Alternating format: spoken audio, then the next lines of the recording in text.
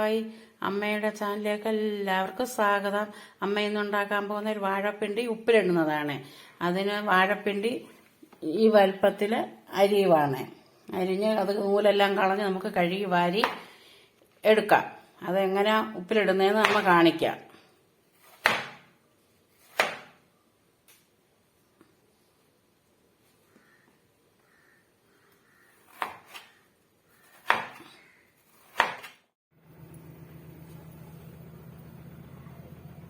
നമ്മുടെ വാഴപ്പിണ്ടി നമുക്ക് കഴുകി വാരിയെടുക്കാം.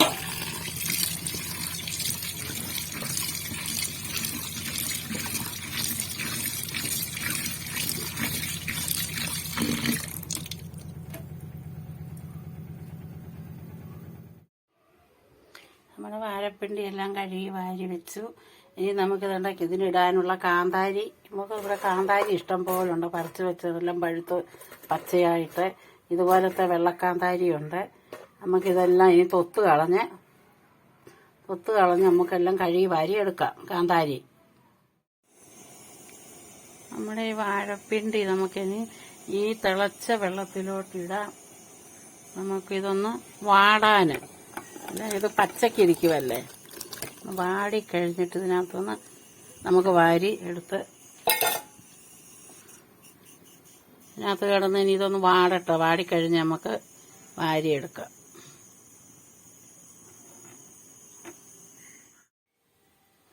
നമ്മുടെ പിണ്ടിയെല്ലാം കഴുകി വാരി വെച്ചു.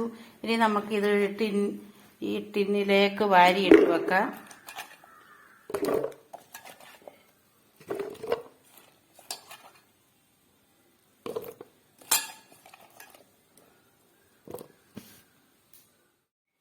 നമ്മുടെ പിണ്ടിയെല്ലാം ടിന്നിനകത്താക്കി ഉപ്പിലിടാൻ.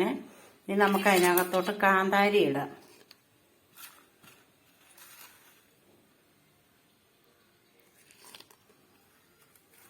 കാന്താരി ഇട്ട് നമുക്ക് ഇതിനകത്തോട്ട് അമ്മ ഒരു ഗ്ലാസിന്റെ ഒരു വെട്ട് കണ്ടില്ല, ഒരു അര ഗ്ലാസ് മിന്നാഗിരി എടുത്ത് ഇതിന് പുളിക്ക് വേണ്ടി. അത് നമുക്കിനി ഇതിനകത്തോട്ട് ഒഴിക്കാം. ഇനി നമുക്ക് ആവശ്യത്തിനുള്ള ഉപ്പിടാം. ഉപ്പ് പൊടി അമ്മ ഇടുന്നതുണ്ട്.